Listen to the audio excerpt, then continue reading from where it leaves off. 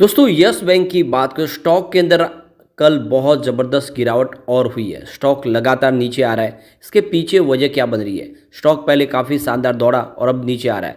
तो इसके पीछे रीज़न है लगातार आने वाले सेल के टारगेट। अब ये सेल के टारगेट क्यों लगातार दिए जा रहे?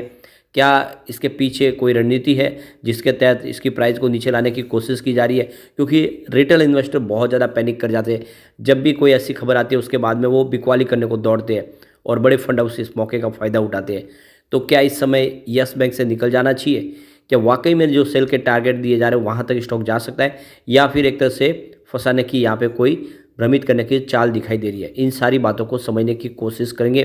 बड़े फंड हाउस का रुझान देखेंगे, आखिर जो डील हो रही है वो क्या कह रही है, और जो अपडेट है उसको जानेंगे इस वीडियो के माध्यम से। लेकिन फ्रेंड, उससे पहले अगर आप पहली बार हमारे चैनल पे आए तो चैनल को सब्सक्राइब कर दीजिए, एक बेल आइकॉन दबा दीजिए ताकि जब भी नया वीडियो बने पहला नोटिफिकेशन आपको मिले। वीडियो पसंद आए तो लाइक से जरूर कीजिए। चलो फ्रेंड्स, वीडियो स्टार्ट करते हैं। मैं हूँ आपका दोस्त एस बी दवे और हमारे अपने चैनल ऑनलाइन कमाई में आपका बहुत बहुत स्वागत है। तो सबसे पहले बाज़ार की बात कर ले तो BSE सेंसेक्स कल फ्राइडे के दिन 73,142 के स्तर पे क्लोजिंग दी है, जहाँ पे 15 पॉइंट की गिरावट थी, यानी 0.021% की गिरावट थी। तो दिन भर बाजार में ग्रीन रहा, लेकिन क्लोजिंग थोड़ी सी रेड में हुई है, थोड़ी सी गिरावट जरूर हुई है। और निफ्टी बैंक में गिरावट थोड़ी बड़ी थी, 46,811 के स्तर पे 0.23% की गिरावट थी। लेकिन निफ्टी प्राइवेट बैंक ने आज हमें थोड़ी सी पॉजिटिव क्लोजिंग दिखाई है।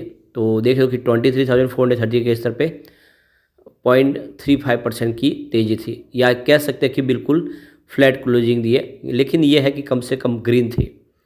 अब यहाँ पे यस बैंक की बात करें तो यस बैंक में काफ़ी बड़ी गिरावट हुई है। वैसे स्टॉक की शुरुआत ही निगेटिव हुई 26.85 के आसपास। गुरुवार की क्लोजिंग 27.15 के आसपास थी। इंट्राडे में 27.40 का हाई भी बना, यानी कुछ समय के लिए स्टॉक आपको ग्रीन जोन में जाता हुआ दिखाई देगा। लेकिन ऊपर के लेवल से जिस तरह से रिटेल इन्वेस्टर की तरफ से पैनिक सेलिंग शुरू हुई, इसने 26.10 का लो बनाया और अंत में क्लोजिंग 26.25 पर रही, जहाँ पे 3.31% की गिरावट थी। तो गिरावट बड़ी हुई है और आप देख सकते हो कि ये जो नए जो टारगेट जो निकल कर आ रहे हैं, सेल के लगातार टारगेट, एक के बाद एक ब्रोकरेज हाउस जो सेल के टारगेट देते हैं, उसका असर यहाँ पे देखने को मिल रहा है। अब इसकी वॉल्यूम देखें तो पिछले एक महीने पहले इसका 64 करोड़ का वॉल्यूम था, 19 करोड़ की डिलीवरी उठाएगी। 1 वीक पहले 53 करोड़ का वॉल्यूम हुआ, 20 करोड़ की डिलीवरी उठाएगी। और गुरुवार के दिन 41 करोड़ का वॉल्यूम हुआ था, 14 करोड़ की डिलीवरी उठाएगी। और फ्राइडे को भी 41 करोड़ का वॉल्यूम हुआ है। तो देख सकते हो कि लगभग एक जैसा वॉल्यूम हुआ है गुरुवार और फ्राइडे के दिन। पूरे बाजार में वॉल्यूम के मामले में यस बैंक नंबर 2 पे था और नंबर 1 पे वोडाफोन आइडिया था, जो काफ़ी कमाल किया है। जियो फाइनेंशियल सर्विस लगातार दौड़ रहा, बहुत ही शानदार प्रदर्शन कर चुका है। परफॉर्मेंस को देख लेते हैं तो 19 फरवरी को स्टॉक 27.10 के आसपास है, जहाँ पे 4.6% की बड़ी गिरावट हुई। 20 फरवरी को स्टॉक 26.60 के आसपास आ गया, जहाँ पे 1.8% की गिरावट हुई। और 21 फरवरी को स्टॉक आ गया 25.55 के आसपास, जहाँ पे 3.9% की बड़ी गिरावट हुई। यानी लगातार गिरावट हो रही थी, उस पर ब्रेक लग गया 22 फरवरी को, जब स्टॉक आ गया वापस 27.15 के आसपास, जहाँ पे 6.3% की तेज़ी बनी। यानी जो लगातार गिरावट हो रही थी उस पर एक अच्छी खासी ब्रेक लगी, लेकिन स्टॉक फिर से गिरा है। आप देख रहे हो कि फ्राइडे के दिन स्टॉक 26.20 पर आया। तो जो गुरुवार की तेज़ी थी उस पर वापस ब्रेक लगा। तो उसके पीछे जो सेल का टारगेट निकल कर आया गोल्डमैन सेज की तरफ से, गोल्डमैन सेज ने यस बैंक की रेटिंग को डाउनग्रेड कर दिया है। और सिर्फ यस बैंक की बात नहीं, यहाँ पे SBI और ICICI बैंक की रेटिंग को भी उन्होंने डाउनग्रेड किया है। यस बैंक के शेयर की बात करें तो काफ़ी शानदार तेज़ी देखने को मिल रही है। और आप देख लो कि 9 फरवरी को यस बैंक का स्टॉक 32.85 तक पहुंच गया था और 3 महीनों में ही 17 रुपये से ये स्टॉक 33 तक पहुंचा है और काफ़ी ज़बरदस्त पैसा लोगों का बना के दिया। पिछले 3 महीनों में लगभग इन्वेस्टमेंट लोगों का डबल हुआ है। अब यहाँ पे जो विदेशी ब्रोकरेज फर्म है गोल्डमैन सेज, उन्होंने यस बैंक के शेयर होल्डर को एक झटका दिया बड़ा, और ब्रोकरेज फर्म ने यस बैंक के शेयर को बेचने की सलाह दी है। गोल्डमैन सेज ने प्राइवेट बैंक पर अपनी रेटिंग घटाकर सेल कर दिया है और जो टारगेट है उसको 16 कर दिया है। तो देख सकते हो कि काफ़ी नीचे टारगेट दिया है, और वो टारगेट है जो लगातार दिए जाते हैं। इससे पहले कोटक की तरफ से दिए गए, और भी जैसे दूसरे ब्रोकरेज हाउस है वो भी यही करते हैं लगातार। अब ये फिर से वही पूरा खेल चल रहा है। तो ऐसे में सवाल उठता है कि क्या किसी को फ़ायदा पहुंचाने के लिए इस तरह से सेल के टारगेट दिए जा रहे हैं ताकि रिटेल इन्वेस्टर फंस जाए और शेयर की प्राइस नीचे आए। क्योंकि एचडीएफसी बैंक यहाँ पे स्टेक खरीदने जा रही है, 9.5% करेगी। तो अभी फिलहाल उनके पास 3% की स्टेक है, 6.5% की स्टेक और लेने वाले। तो क्या एचडीएफसी बैंक सस्ते में खरीदे, इसलिए हो सकता है। तो क्या ऐसी संभावना बन रही है कि जानबूझ के बाजार में एक तरह से बातें फैलाई जाए और फिर सस्ते में माल खरीदा जाए, क्योंकि यही मंशा बार बार दिखाई देती है। रिटेल इन्वेस्टर के पास से शेयर सारे के सारे बड़े फंड हाउस जम के खरीदारी कर रहे हैं। अचानक जो बड़ी तेज़ी बनी, काफ़ी बड़े फंड हाउस है जो इसमें एंट्री नहीं कर पाए, क्या वो अपने मौके तलाश ले ताकि स्टॉक फिर से 20 के नीचे आए तो एक बार एंट्री कर ले। तो ये क्लियरली मंशा समझ में आती है कि जानबूझ के ऐसे सेल के टारगेट दिए जाते हैं ताकि रिटेल इन्वेस्टर यहाँ पे जम के बिकवाली कर दे। अब कुछ बड़ी डील हुई है, उन डील की तरफ चलते हैं। तो यहाँ पे देखिए सुबह 9:16 पर 27 की प्राइस से 20,82,000 शेयरों की बिकवाली हुई। उसके बाद 9:44 पर 26.85 की प्राइस से 26,50,000 शेयरों की खरीदारी हुई। फिर 9:54 पर 26.75 की प्राइस से 34,10,000 शेयरों की एक बड़ी बिकवाली हुई। फिर 10:03 पर 26.55 की प्राइस से 35,56,000 शेयरों की एक बड़ी बिकवाली और हुई। उसके बाद 10:33 पर 26.55 की प्राइस से 28,09,000 शेयरों की एक बड़ी बिकवाली और हुई। उसके बाद 12:52 पे 26.60 की प्राइस से 31,45,000 शेयरों की एक बिकवाली और हुई।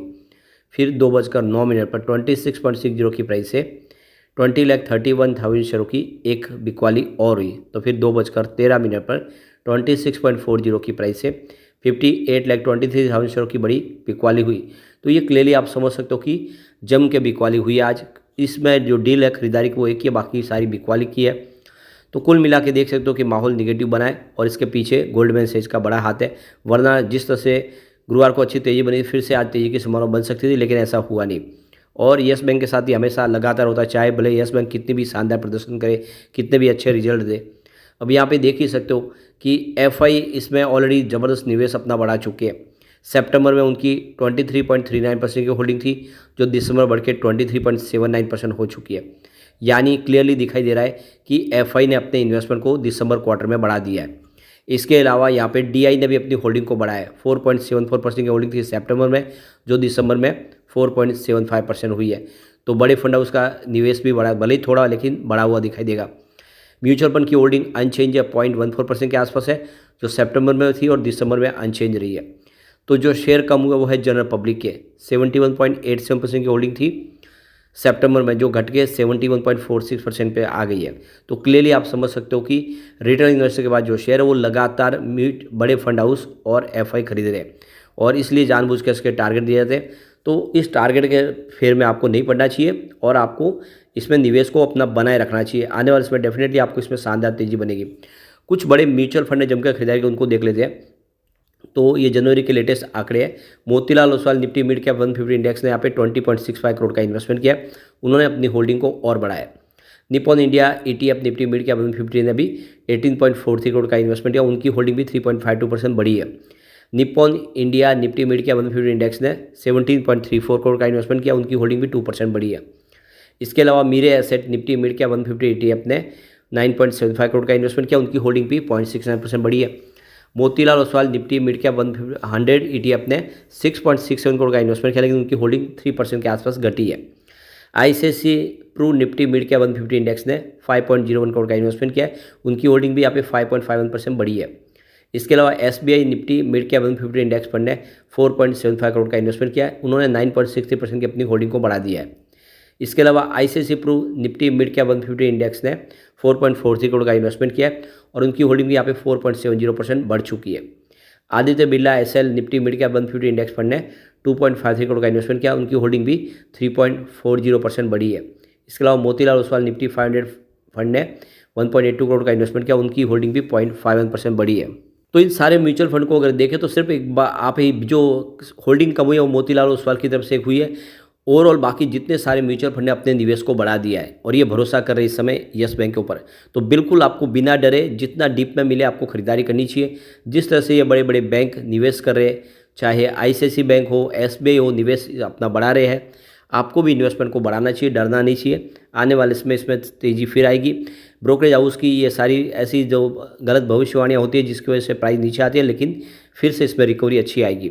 लेकिन फ्रेंड, कोई भी इन्वेस्टमेंट करने से पहले अपने फाइनेंशियल एडवाइजर से ले ले या अपना खुद का रिसर्च करें, क्योंकि मैंने वीडियो आपके एजुकेशनल पर्पज़ के लिए ही बनाया। वीडियो पसंद आए तो लाइक से जरूर कीजिए और चैनल को सब्सक्राइब कर दीजिए। Thank you friend.